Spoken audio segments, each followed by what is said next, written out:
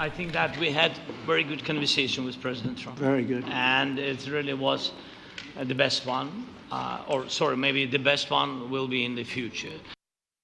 There's now growing optimism for a Ukraine peace deal. Today, President Trump met with Ukrainian President Volodymyr Zelensky and several other European leaders at the White House. Among the main issues, what happens to about 20% of Ukrainian territory Russian troops currently control. President Trump, Ukraine, and European leaders want a deal that includes security guarantees. They want to deter Russian President Vladimir Putin from launching another invasion in the future.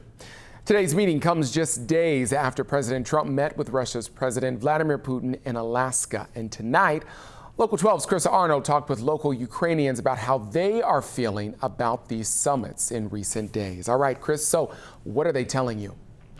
Well, yeah, Kyle, those I spoke with see a lot of more positives out of today's meeting. It's in contrast to what they say they saw from that summit that took place in Alaska between President Trump and Putin last week. Now I'm truly shocked that it's lasting so long. Jane Nemirovska dos Santos came to the U.S. from Kiev back in 2010. She's seen from afar the toll Russia's war in Ukraine has had. Nobody wants to see your friend or family posting on social media, please give me money for the burial. And that, or my house is destroyed, I'm now homeless. That happened to my classmate on July 31st. She has no home no more. She says watching President Trump meet with President Putin in Alaska last Friday was a hard pill to swallow. We became another country that welcomes the dictatorship, the terrorism, and really welcoming was our military kneeling and rolling the red carpet. I don't think anybody else ever gotten that kind of receiving by United States. Monday's meeting was met with more optimism from the local Ukrainian community. During a roundtable discussion, leaders presented a united front of peace as they hope for an end to the war.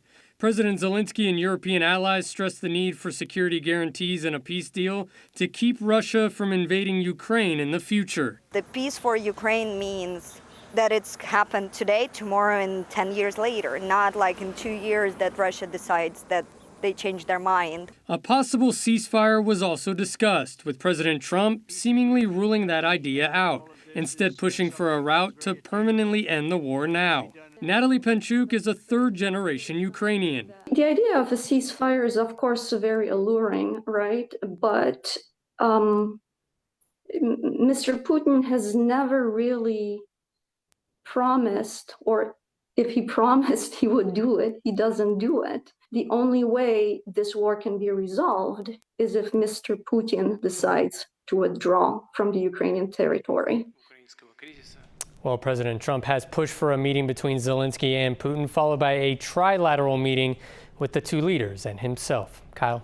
All right, Chris, thank you so much. I want to give you a little context right now. President Trump says Ukraine won't get Crimea back. The peninsula in the Black Sea was transferred to Ukraine by the Soviet Union in 1954 when both were part of the USSR.